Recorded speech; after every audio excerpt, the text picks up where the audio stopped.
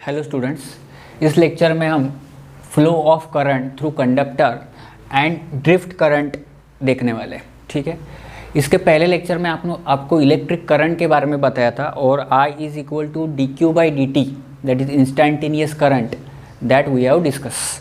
उसको इंस्टेंटेनियस क्यों बोलते हैं ये भी मैंने आपको बताया। ठीक है, अभी ये कुछ पॉइंट्स है। A current is generated by positive and negatively charged particles. Clear? Current is generated by positive and negatively charged particles. अभी आपको चार्ज के दो टाइप होते हैं तो मालूम है, पॉजिटिव और निगेटिव। ठीक है, और जो इलेक्ट्रोलाइट होता है लाइक बैटरीज होते हैं उसमें जो इलेक्ट्रोलाइट होता है, तो इलेक्ट्रोलाइट में पॉजिटिव और निगेटिव जो आयन्स होते हैं ना वो कंडक्शन में पार्ट लेते हैं, उसको आयोनाइजेशन बोलते हैं। ठीक है, तो करंट मतलब बेसिकली दो टाइप ऑफ चार्ज कैरियर्स होते हैं, एक पॉजिटिव और निगेटिव। उसकी पोलैरिटी दो टाइप की होती है, एक पॉजिटिव और negative, and due to that difference in polarity there is a flow of an electric current because that positive and negative means electric field is generated. और मैंने आपको बताया कि electric field is always directed from positive charge and it is directed towards negative charge. तो वो concept इधर useful है। और इन मेटल, अब suppose there is a copper or silver which is the best conductor, so in metal there are large number of free electrons are available for conduction and that's why these electrons are called as conduction electrons that I have already explained you. Okay, वो पहले valence electron रहते हैं और बाद में conducting electron बनते हैं, वो पहले लेक्चर में हमने देखा है। और due to that flow of an conducting electron there is a flow of an electric current. तो अगर पहला लेक्चर आपको अच्छे से समझ आया तो ये बहुत ईजी है, उसका सिर्फ एक्सटेंशन है। ठीक है, जो भी यहाँ पर लिखा है वो पहले लेक्चर में कवर किया मैंने। तो कंडक्शन इलेक्ट्रॉन्स मतलब जो इलेक्ट्रॉन्स फ्री है, जो कि लूजली बाउंड भी नहीं है, क्योंकि हमें लूजली बाउंड इलेक्ट्रॉन्स भी नहीं एक्सेप्टेबल है for current. We require only free electrons. ठीक है, तो free electrons are called as conduction electrons. ठीक है, ओके। अभी ये जो फ्री इलेक्ट्रॉन्स है ना, ये under the influence of an electric field होते हैं। मतलब हम जब भी कभी भी एक्सटर्नल बैटरी, कोई भी वायर है सपोज, तो हम उसको प्लग में इंसर्ट करते हैं और स्विच ऑन करते हैं। तो वो जो स्विच ऑन का प्रोसेस है ना, वो एक्चुअली क्या है, we are setting up an electric field, we are artificially creating the field for that electrons which are present inside the wire. तो पहले से ही जो फ्री इलेक्ट्रॉन्स अवेलेबल है वायर में, like suppose copper conductor is there, तो पहले से ही वहाँ पर large number of free electrons available है, वो फ्री भी है लेकिन फील्ड की तलाश में है, उनको फील्ड चाहिए। तो फील्ड देने का काम कौन कर रहे हैं, हम कर रहे हैं by supplying an external voltage. और उस टाइम हम जब स्विच ऑन करते हैं तो हम एक्चुअली इलेक्ट्रिक फील्ड सेटअप होता है inside the that particular wire, और फिर वो इलेक्ट्रॉन अच्छे से मूव होते हैं और करंट मिलता है। तो whatever we are doing means whatever we are means when we switch on the supply, that time actually we are applying an external field, we are providing the field to that particular free electrons which are available inside the copper conductor already. ठीक है, ये बहुत important point है। Now हम बोलते हैं कि steady current is flow. Steady flow means what, अगर जो भी इलेक्ट्रिक फील्ड हमने क्रिएट किया इनसाइड द मेटल और कंडक्टर, वो अगर स्टेडी है मतलब कांस्टेंट है, यूनिफॉर्म है। मैंने सिखाया था यूनिफॉर्म इलेक्ट्रिक फील्ड मतलब क्या है, जिसके फील्ड लाइंस कैसे पैरेलल है और इक्विडिस्टेंट है, स्पेसिंग भी इक्वल है और वो उनकी लेंथ भी इक्वल है। तो उस टाइम पे हम उस फील्ड को बोलते हैं यूनिफॉर्म इलेक्ट्रिक फील्ड। तो अगर वो यूनिफॉर्म इलेक्ट्रिक फील्ड होगा तो जो करंट होगा ना वो भी उसको बोलते हैं uniform, that is steady current. तो हम जब स्टेडी फ्लो बोलते हैं, स्टेडी फ्लो ऑफ इलेक्ट्रॉन्स, मतलब to achieve and steady flow of electrons we require steady electric field, and to obtain and steady electric field we require constant voltage, उसको हम DC बोलते हैं, DC बैटरी। तो DC मतलब direct current बोलते हैं उसको, जिसका मैग्नीट्यूड और वैल्यू ऑलवेज कांस्टेंट होता है। ठीक है, वो जब हम DC बैटरी कनेक्ट करेंगे तब हमें DC करंट मिलता है, क्योंकि उस टाइम पर स्टेडी फ्लो रहता है। तो आपको अभी समझा कि स्टेडी करंट मतलब क्या। स्टेडी मतलब which are moving with constant velocity. ठीक है, लेकिन मूवमेंट जरूरी है, वो पहले लेक्चर में बताया इलेक्ट्रोस्टैटिक्स के, कि if charge is moving with constant velocity then it definitely generates electric field as well as magnetic field, और there is a origin of and current electricity chapter. ठीक है, और if charge is not moving, if it is stationary, then it only generates which field? Electric field.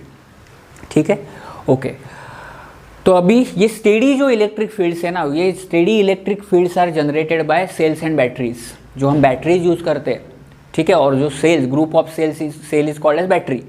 तो वो जो battery है उसका function क्या है? To provide the steady electric field so that steady current can be flown through that particular wire और conductor. ठीक है, जब हम बैटरीज जो हम यूज़ करते हैं कोई भी एप्लीकेशन में, वो बैटरीज का क्या वर्क है?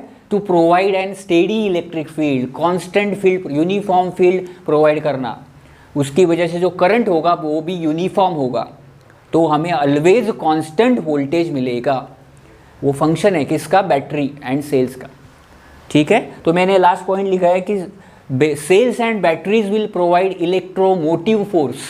अभी ये इलेक्ट्रोमोटिव फोर्स क्या है देखेंगे अब बाद में इसी चैप्टर में। तो पहले जस्ट मैं इंट्रोडक्टरी आपको बताता हूँ। वो जो इलेक्ट्रोमोटिव फोर्स है ना, मोटिव मतलब मोशन और इलेक्ट्रो मतलब ये इलेक्ट्रिक फील्ड के वजह से होने वाला फोर्स है, और वो फोर्स है मतलब it is giving the direction to the flow of electrons, it is directing the electrons in particular direction.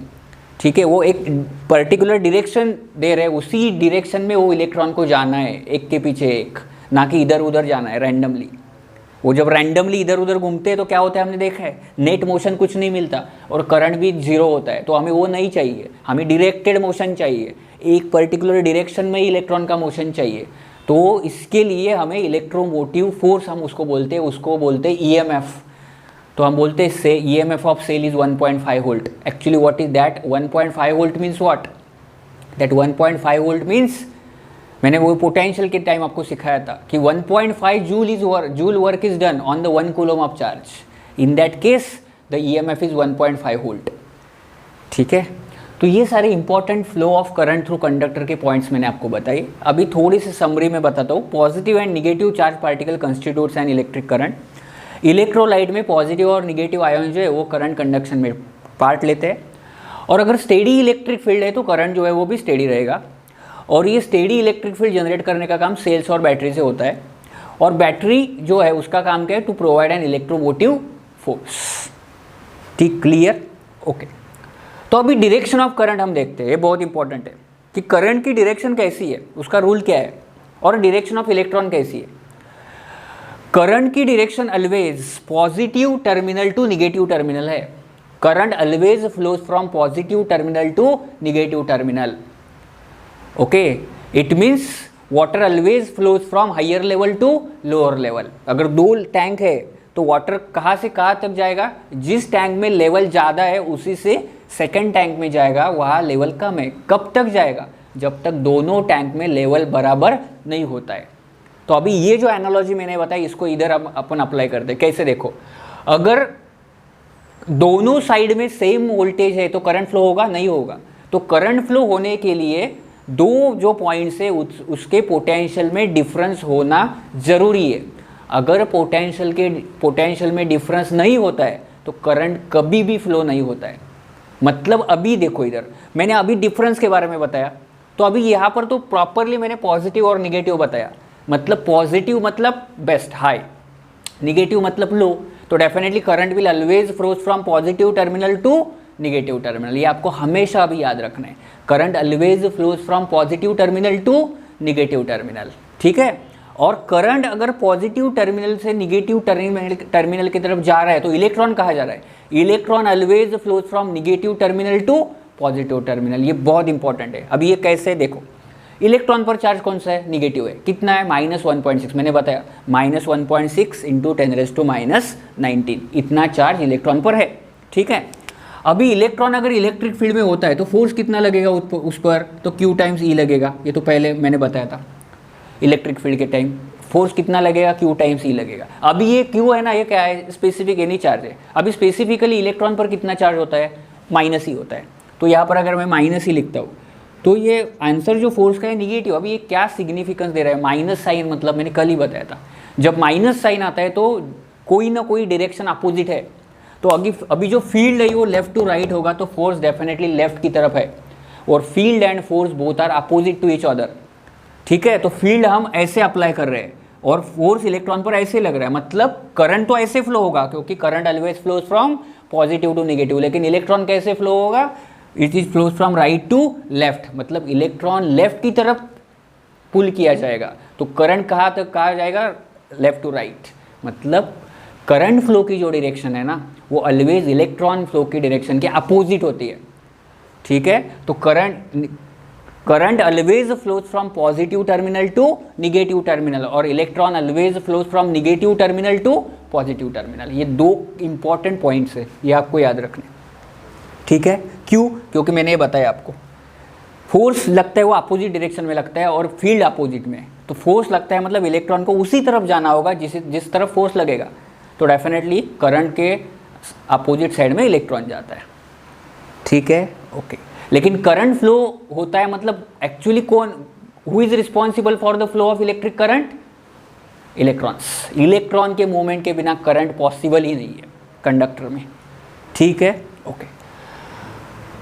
तो इस तरह से ये मैंने आपके साथ डिस्कस किया है flow of current through conductor, okay. अभी इसको थोड़ा और एक्सटेंड करते हैं और ड्रिफ्ट स्पीड डिस्कस करते हैं अभी। What is mean by drift speed, okay. Drift मतलब क्या है, ये क्या मीनिंग है इस वर्ड का ड्रिफ्ट मतलब, अभी देखो। Consider a copper conductor of cross sectional area A and length of the conductor is L, ठीक है। Inside this copper conductor there are large number of free electrons are available, no doubt. Copper conductor में large number of free electrons तो है, लेकिन उनकी motion कैसे, random motion है, okay. मतलब अगर आप एग्जाम्पल पॉइंट ऑफ व्यू देखें तो 10⁻28 इलेक्ट्रॉन्स पर cm क्यूब, 1 c, ओके, इतने इलेक्ट्रॉन्स अवेलेबल रहते हैं, कितने, 10⁻28 पर cm क्यूब, मतलब इतने वॉल्यूम में 10⁻28 इलेक्ट्रॉन्स अवेलेबल है, वो बहुत ज़्यादा इलेक्ट्रॉन अवेलेबल है, कहाँ पर, कॉपर में। तो अवेलेबिलिटी तो है इलेक्ट्रॉन्स की, नो डाउट, लेकिन वो काफ़ी नहीं है करंट के लिए, क्योंकि वो जो इलेक्ट्रॉन्स है वो कैसे भी इधर उधर घूम रहे हैं, कोई डिसिप्लिन नहीं है उनको। वो इलेक्ट्रॉन्स की जो मोशन है वो स्ट्रिक्ट मोशन नहीं है, कैसे भी इधर उधर रैंडम मोशन है उनका। तो जब हम नेट मोशन के बारे में जब आप बात करेंगे तो नेट हमें कुछ नहीं मिलता, क्योंकि हर एक मोशन कैंसिल करते हैं हर एक को, एक अगर लेफ्ट जा रहा है तो दूसरा राइट, एक इधर तो उधर, मतलब नेट कोई रिजल्ट नहीं मिल रहा है हमें। तो इस टाइप की मोशन कोई काम की नहीं है हमें फॉर करंट फ्लो, तो फिर कैसी मोशन चाहिए, तो अब हम डिस्कस करेंगे। तो when no current flows inside the conductor, free electrons move in random motion, so therefore there is no net motion of electrons in any direction. ये अभी मैंने आपको बताया। अभी हमें इसके लिए क्या करना पड़ेगा, तो if we apply an external electric field across this conductor of length L, then definitely the problem will be solved. How? Whenever I am applying the electric field across this conductor, ये जो पहला diagram मैंने निकाला है इसमें मैंने external field नहीं apply किया, और यहाँ पर मैंने एक्सटर्नल फील्ड अप्लाई किया है। तो जब मैं एक्सटर्नल फील्ड अप्लाई करूँगा, मतलब क्या करूँगा, एक्सटर्नल मैं बैटरी कनेक्ट करने वाला हूँ इस कॉपर कंडक्टर को। तो जब मैं ये बैटरी, मतलब इसका कुछ तो पोटेंशियल डिफरेंस मेंटेन होगा ना, तो ये जो मैंने अभी बैटरी कनेक्ट किया है उसका क्या फंक्शन है, उसका फंक्शन है to maintain the difference in the potential across the terminals of that conductor. तब भी करंट फ्लो होगा, लेवल में डिफरेंस है तब भी वाटर फ्लो होगा। तो ये जो बैटरी मैंने कनेक्ट किया ना, इसका फंक्शन क्या है, to maintain the difference in the potentials. अभी ये कंडक्टर की लेंथ तो L है और उसके ऊपर मैंने ये पोटेंशियल डिफरेंस अप्लाई किया, तो मैंने एक रिलेशन लिया था इलेक्ट्रोस्टैट्स में कि अगर दो प्लेट्स के बीच में भाई इलेक्ट्रिक फील्ड है और पोटेंशियल डिफरेंस भी है, तो what is the relation between E and V। उस टाइम पर मैंने बताया था कि E इज V/D होता है। जो भी मैं पोटेंशियल डिफरेंस अप्लाई करूँ, and if that potential difference is applied over certain distance, then that ratio of that applied potential difference and distance will give me electric field present between that plates, ठीक है। तो अभी ये जो electric field होगा ना, ये V/L होगा। कितना इलेक्ट्रिक फील्ड डेवलप होगा इधर, E is equal to V/L। Recall that formula, उधर D था, इधर मैंने L दिया है। दोनों का मीनिंग तो सेम ही है, डोनोटेशन डिफरेंट है, क्लियर है। तो ये इलेक्ट्रिक फील्ड सेटअप किया मैंने, एक्सटर्नली इलेक्ट्रिक फील्ड को सेटअप किया। अभी ये इलेक्ट्रिक फील्ड जब सेटअप होगा तो और कुछ भी होने वाला है। क्या होने वाला है देखो, अभी ये इलेक्ट्रिक फील्ड मैंने सेटअप किया तो इलेक्ट्रिक फील्ड तो बन गया। अभी ऑलरेडी कंडक्टर में मैंने बताया कि large number of free electrons है, तो इलेक्ट्रॉन्स पर चार्ज होगा क्योंकि वो चार्ज पार्टिकल्स है। अभी कौन सा चार्ज है उन पर? निगेटिव चार्ज है।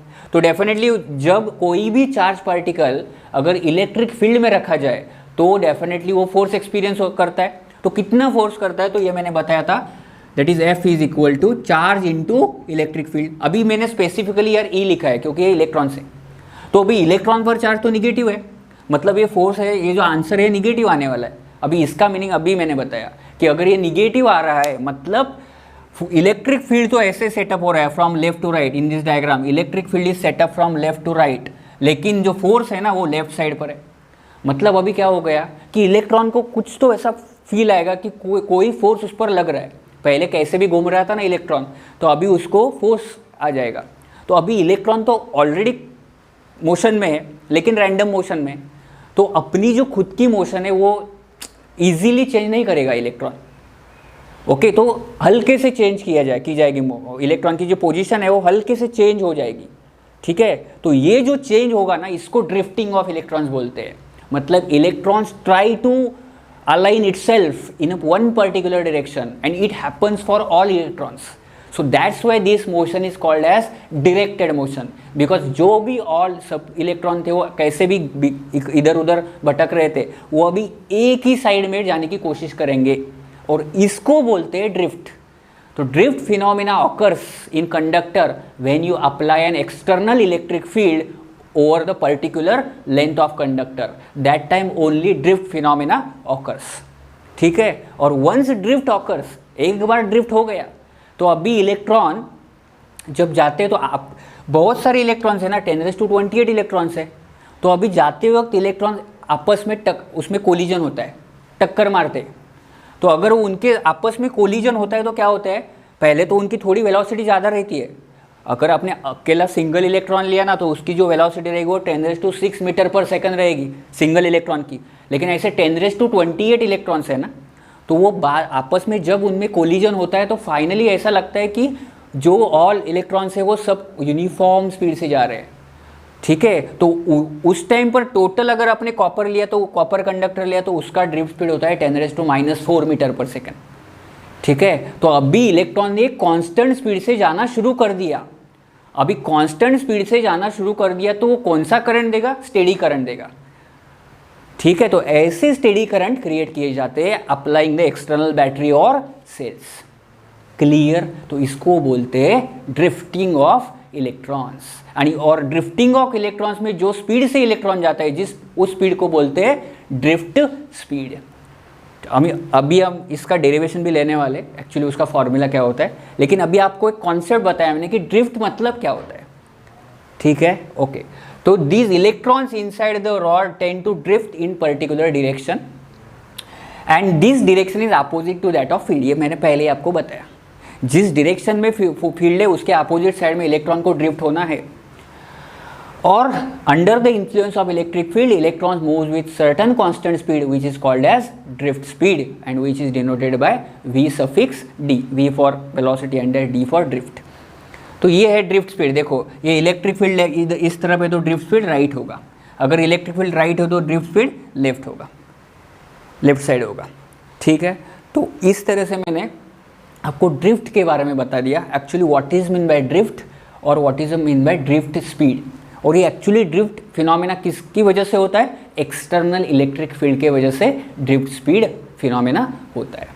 और ड्रिफ्ट स्पीड ऑफ इलेक्ट्रॉन कितना रहता है? 10⁻6 रहता है, बहुत है। लेकिन जब आप कंबाइनली कंडक्टर के बारे में बोलेंगे तो आपको 10⁻⁻4 और 10⁻6 के बीच में मिलता है। तो ये क्यों होता है? क्योंकि बहुत सारे इलेक्ट्रॉन्स है ना, तो आपस में जो कोलिजन होता है तो उनका स्पीड ड्रॉप होता है, और फाइनली फिर वो ड्रॉप होने के बाद एक कांस्टेंट स्पीड से स्टार्ट मतलब जाना शुरू करते हैं। तो वो जो स्पीड है उसको हम बोलेंगे ड्रिफ्ट स्पीड, और उसको और भी एक नाम है, उसको बोलते हैं सैचुरेशन स्पीड। सैचुरेशन मतलब वो सैचुरेट हो गए, अब भी इधर इधर नहीं जाएंगे, कांस्टेंट स्पीड से ही जाने वाले, तो इसको क्या बोलते हैं?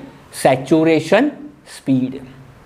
ठीक है, तो ये मैंने आपको ड्रिफ्ट करंट और ड्रिफ्ट फिनोमेना बता दिया। तो ये due to that drift phenomena जो करंट मिलता है तो उसको हम क्या बोलते हैं, ड्रिफ्ट करंट। बिकॉज ये किसकी वजह से हो गया, ड्रिफ्ट के वजह से।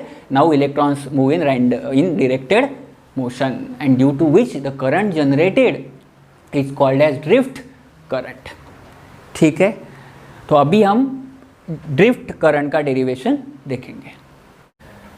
अब हम करंट डेंसिटी के बारे में डिस्कस करेंगे। ठीक है, तो current density at a point is defined as current flowing per unit area of a conductor.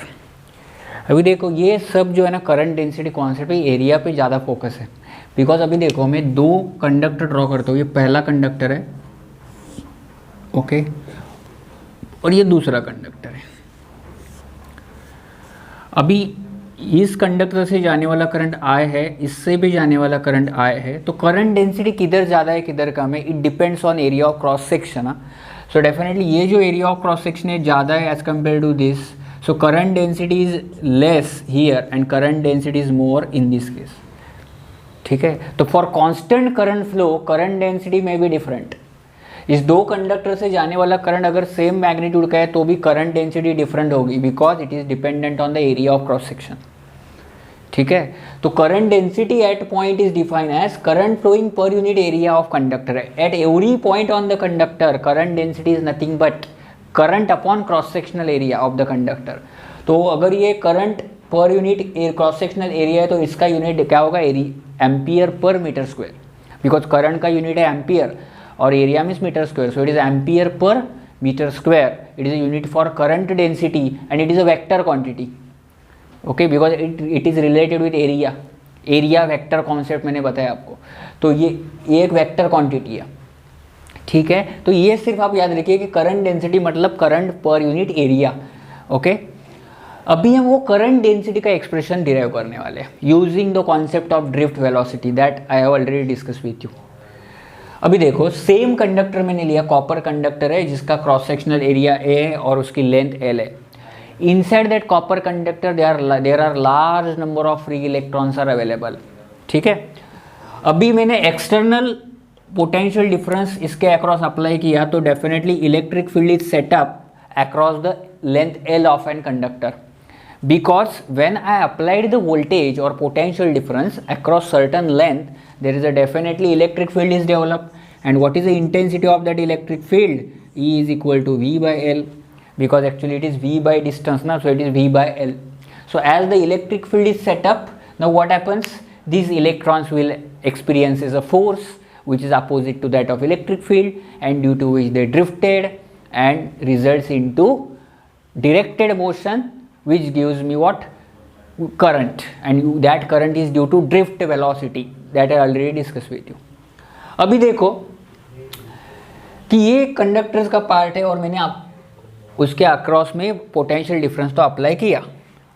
Now as the electrons move with drift speed in the same direction as that of current flow, तो electron drift speed से जाने वाले throughout the cross sectional area of the conductor. ठीक है, तो अभी ये देखो ये ड्रिफ्ट स्पीड ऐसा है ना, तो इलेक्ट्रॉन जो है ना वो ऐसे जाने वाले हैं और करंट लेफ्ट टू राइट जाने वाला है। बाद में suppose the length of the conductor is L, okay, length of the conductor is L, and ये जो स्मॉल n है ना इसको बोलते हैं number of electrons per unit volume. यहाँ पर बहुत कन्फ्यूजन होता है स्टूडेंट का, n मतलब उनको लगता है number of electrons, no, it is a number of electrons per unit volume. अगर वॉल्यूम 1 मीटर क्यूब है तो n मतलब वही हो गया, वॉल्यूम डिफरेंट है तो आपको यही याद रखना है, number of electrons per unit volume वही। ओके, नाउ जो मैंने इलेक्ट्रोस्टैट्स में बताया था that is volume charge density, charge पर यूनिट वॉल्यूम, तो अभी वो इलेक्ट्रॉन है तो इलेक्ट्रॉनिक चार्ज होगा वो। तो total number of free electrons कितने, ये पहला टास्क है मेरा कि ये कॉपर कंडक्टर में कितने फ्री इलेक्ट्रॉन्स है ये मुझे निकालना है। कैसे निकालेंगे, पहले तो मुझे उसका वॉल्यूम मालूम चाहिए। अभी वॉल्यूम कैसे निकालूंगा, लेंथ मालूम है, क्रॉस सेक्शनल एरिया मालूम है, तो वॉल्यूम होगा एरिया इंटू लेंथ, ये होगा volume of that copper conductor. ठीक है, अभी n number of electrons per unit volume में, यूनिट वॉल्यूम में n है तो AL वॉल्यूम में कितने होंगे, n into A into L। Unit volume में n इलेक्ट्रॉन्स है तो AL वॉल्यूम में कितने होंगे, n into A into L। तो similar manner the total number of free electrons with in the volume is n into A into L. ये एक important है, ये n into A into L कैसे आए आपको मालूम होना चाहिए। ये तो ए एल ए वॉल्यूम है ऑफ दैट कॉपर कंडक्टर, और जो स्मॉल n है ना वो number of free electrons per unit volume है। तो number of free electrons per unit volume into volume, it means number of electrons. ठीक है, ओके। अभी ये तो नंबर ऑफ फ्री इलेक्ट्रॉन्स मुझे मिल गए। फ्री इलेक्ट्रॉन्स मिल जाने के बाद चार्ज निकालना बहुत ईजी है, क्योंकि चार्ज मतलब क्या, जितने फ्री इलेक्ट्रॉन होंगे उतना एक इलेक्ट्रॉन पर जितना चार्ज उतना टोटल चार्ज बनेगा। अभी फ्री इलेक्ट्रॉन्स तो कितने मिले मुझे, n into A into L. तो हर एक इलेक्ट्रॉन पर कितना चार्ज रहता है, E रहता है। तो टोटल चार्ज कितना होगा, E into N into A into L. ठीक है, तो ये ऐसे आपको डेरिवेशन डेवलप करना है, एक स्टेप बाय स्टेप आपको याद रखना है। तो ये बहुत ईजी है। Number of free electrons n into A into L है, तो टोटल चार्ज कितना होगा, n into A into L into E. अभी मैं चार्ज क्यों निकाल रहा हूँ, क्योंकि मुझे करंट निकालना है ना। तो करंट पहले निकालने के लिए चार्ज मालूम होना चाहिए, तब भी मैं करंट निकाल सकता हूँ। तो इसीलिए पहले नंबर ऑफ फ्री इलेक्ट्रॉन्स मालूम होने चाहिए, बाद में चार्ज मालूम करना है, और बाद में करंट की तरफ जाना है। ठीक है, तो अभी टोटल चार्ज जो है अक्रॉस दिस लेंथ वो कितना हो गया, n into A into L into E. This is the total charge within this length, that is q is equal to n into A into L into E. Okay, ठीक है। अभी current मतलब क्या, एक specific time interval में कितना charge flow होता है, इसको हम बोलते हैं करंट। तो टाइम भी निकालना पड़ेगा। तो मैं टाइम कैसे निकालूंगा, as I know that electrons are moving with drift speed of V D. ठीक है, और वो ड्रिफ्ट स्पीड वी डी से मूव होते हैं, और डिस्टेंस कितना ट्रैवल कर रहे हैं उस टाइम पे, capital L which is the length of that conductor. जितना इस कंडक्टर का लेंथ है उतना ही डिस्टेंस ट्रैवल करेंगे। तो टाइम में कैसे निकालूंगा, simple, time is equal to distance upon velocity. अब ये डिस्टेंस कौन है, length of conductor which is capital L, और स्पीड कौन सा है, drift speed, that is V D. So time is equal to L upon V D. ये equation number 2 है। सो पहले मैंने नंबर ऑफ फ्री इलेक्ट्रॉन्स निकाले, दूसरे मैंने चार्ज निकाला, तीसरा टाइम इंटरवल निकाला, जिस टाइम इंटरवल में ये चार्ज फ्लो हो रहा है। तो अभी मुझे मेरे पास चार्ज भी है, टाइम इंटरवल भी है, definitely I can calculate current. तो अभी मैं करंट निकालूंगा। Current is given by I is charge flowing per unit time. तो अभी चार्ज कितना है, Q बाई टी। Q कितना है, n into A into L into E upon time कितना है, टाइम अब भी दिया है इधर L बाई वी डी। तो ये डिनोमिनेटर में L बाई वी डी है, तो ये वी डी ऊपर जाएगा। तो I कितना बनेगा, n into A into E into V D. ये बहुत इंपॉर्टेंट फार्मूला है। Current is equal to n into A into E into V D. ये नोटेशन भी मालूम होने चाहिए आपको, where n is number of free electrons per unit volume, A is area of cross section, E is charge on electron, and Vd is drift speed of an electron, and I is definitely current. So I is calculated by substituting all these values. So current flowing through any conducting wire is dependent on number of free electrons, then area of cross section, then drift speed of an electron. ये सब parameters affect करते हैं current पे। इसीलिए पहले current निकालने से पहले ये सब हमें मालूम होना चाहिए, ड्रिफ्ट मतलब क्या है, और फिर एन मतलब क्या, और फिर एरिया ऑफ क्रॉस सेक्शन। तो ठीक है। तो current flowing through an copper conductor is I is equal to N into A into E into V D. And ये जो स्मॉल एन है ना, यही डिसाइड करता है कि किसको हम गुड कंडक्टर बोलेंगे। कॉपर को ही गुड कंडक्टर क्यों बोला गया, क्योंकि उसमें फ्री इलेक्ट्रॉन्स इनहेरेंटली अवेलेबल है स्पेसिफिक वॉल्यूम में। गोल्ड को ही क्यों बोला गया, सिल्वर को बेस्ट क्यों बोला जाता है, क्योंकि उसमें large number of free electrons है। तो जिसमें फ्री इलेक्ट्रॉन्स इनहेरेंटली प्रेजेंट है उसको ही हम गुड कंडक्टर बोलते हैं। तो ये एक क्राइटेरिया है to categorize any particular substance as a conductor और इंसुलेटर। ठीक है, ओके। तो current I is equal to N into A into E into V D. और एक इंपॉर्टेंट पॉइंट है इधर, ये करंट का फॉर्मूला है ना, तो इसमें वेलोसिटी तो आना ही चाहिए, क्योंकि करंट चार्ज को करंट में कन्वर्ट करने के लिए वो चार्ज मोशन में होना चाहिए। तो अभी मोशन में होना चाहिए, तो मैंने थ्योरेटिकली स्टेटमेंट बोला। अभी फॉर्मूला फिजिक्स के लैंग्वेज में और फॉर्मुलेटिव मैनर और मैथमेटिकली ये आप कैसे प्रूव हो रहा है, ये देखो, ये वेलोसिटी है, मतलब डेफिनेटली चार्ज तो मूव हो रहा है। ठीक है, तो ऐसे आप फॉर्मूला याद रखेंगे तो कभी फॉर्मूला आप भूल नहीं पाओगे। ठीक है, अगर चाहो तो भी नहीं भूल पाओगे अगर आपने ऐसे फॉर्मूला याद रखा तो। ठीक है, ओके। अभी इस फॉर्मूले से फॉर्मूला नंबर 3 जो मैंने लिखा है I is equal to N into A into E into V D, यहाँ से ये ड्रिफ्ट वेलोसिटी क्या है, I अपॉन एन ई है। ओके, अभी ये I अपॉन एन ई में I अपॉन ए क्या है, करंट डेंसिटी। अभी पहले मैं बोला J I अपॉन ए, तो अभी मैं I अपॉन ए के लिए J लिखता हूँ, तो V D is equal to J upon N E हो जाएगा। V D is equal to J upon N E, तो अभी is equal to J upon rho लिखा मैंने, ये अभी एक इंपॉर्टेंट पॉइंट है। ये जो N इंटू ई है ना, इसको चार्ज डेंसिटी बोलते हैं। क्या बोलते हैं इसको, चार्ज डेंसिटी। क्यों, देखो अभी ये N क्या है, number of free electrons per unit volume.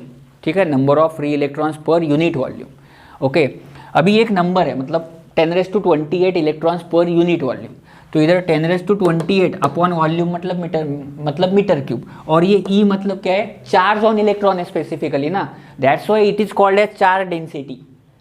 Okay, N into E it is called as charge density because it is number of free electrons per unit volume into charge on one electron, means it is charge density, its unit is coulomb per metre cube, because unit of charge is coulomb और volume है तो metre cube, रो, इसीलिए इधर मैंने रो लिखा है। Clear, मैंने इलेक्ट्रोस्टैट्स में बोला था कि वॉल्यूम चार्ज डेंसिटी, तो इसीलिए रो लिखा है। वो चार्ज डेंसिटी के लिए रो ही क्यों लिखते हैं, सिग्मा क्यों नहीं लिखते, बिकॉज वॉल्यूम रिलेटेड है, वॉल्यूम के लिए रो है। ठीक है, okay, so charge density rho is N into E. अभी देखो ये जो फॉर्मूला है, ये formula V D is equal to J upon N E, इससे एक हम स्टेटमेंट बनाते हैं थेरोटिकल। अभी क्या स्टेटमेंट बनाते हैं, ड्रिफ्ट वेलोसिटी और current density of a metallic conductor is directly proportional to drift velocity of electron और drift speed। फिर से मैं रिपीट करता हूँ, current density of a metallic conductor is directly proportional to drift velocity of electrons provided charge density is constant। ये जो Ne है constant ही होना चाहिए, तभी ये proportional है, ये भी वेरी होता है तो चेंज होगा, तो ये नहीं चलेगा। जब चार्ज डेंसिटी कांस्टेंट है, जब N इंटू ई कॉन्स्टेंट है, वो कांस्टेंट ही होता है, क्योंकि अगर कॉपर लिया तो कॉपर में फ्री इलेक्ट्रॉन्स फिक्स है। अभी वो चेंज करना है तो मेटल चेंज करना पड़ेगा, कंडक्टर ही बदलना चेंज करना पड़ेगा। ठीक है, ओके, तो current density of a metallic conductor is directly proportional to drift velocity. तो जितना ज़्यादा ड्रिफ्ट वेलोसिटी होगा उतना करंट डेंसिटी ज़्यादा हो जाएगा। ठीक है, जितना ज़्यादा ड्रिफ्ट वेलोसिटी उतना करंट डेंसिटी भी ज़्यादा हो जाएगा, जितना ड्रिफ्ट वेलोसिटी कम उतना करंट डेंसिटी कम, क्योंकि ड्रिफ्ट वेलोसिटी मतलब जितना ड्रिफ्ट फिनोमेना जितना कम उतना डेफिनेटली मूवमेंट कम, अगर मूवमेंट वो कम तो करंट कम, करंट कम तो करंट डेंसिटी कम, इसीलिए करंट डेंसिटी और ड्रिफ्ट वेलोसिटी प्रोपोर्शनल है, वो भी डायरेक्टली प्रोपोर्शनल है। ठीक है, तो ये आपको थ्योरी में प्रूव के लिए आएगा कि prove that current density in metallic conductor is directly proportional to drift speed. तो आपको ये सारा डेरिवेशन लिखना है स्टेप बाय स्टेप। और कॉम्पिटिटिव पॉइंट ऑफ व्यू ये जो सारे फॉर्मूले current density, drift speed, charge density, number of free electrons, charge, time interval, ये सब फॉर्मूले आपको अच्छे से आने चाहिए, क्योंकि ये बहुत इंपॉर्टेंट है। डायरेक्टली फार्मूला बेस है, अगर डायरेक्टली आपको फार्मूला मालूम है डायरेक्टली आप सब्सटीट्यूट करके आंसर निकाल सकते हैं। ठीक है, तो ये फार्मूले आपको अच्छे से आने ही चाहिए, क्योंकि ये बहुत सिंपल न्यूमेरिकल बनते हैं इस पर। ठीक है, तो इस तरह से मैंने इस लेक्चर में ड्रिफ्ट वेलोसिटी का कॉन्सेप्ट बहुत डीपली और बहुत प्रॉपरली आपको एक्सप्लेन करने की कोशिश की है। तो आप इससे अच्छे से नोट्स बनाइए और इसको रिवाइज भी कीजिए 2-3 टाइम, बिकॉज आपको ये सारे फॉर्मूले अच्छे से आने चाहिए, और वो जब तब भी आएंगे जब आपको बेसिक कॉन्सेप्ट मालूम है।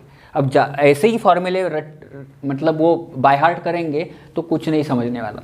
तो स्टेप बाय स्टेप आपको सब कैसे आया, हर एक फार्मूला कैसे डिराइव किया वो स्टेप आपको मालूम होना चाहिए।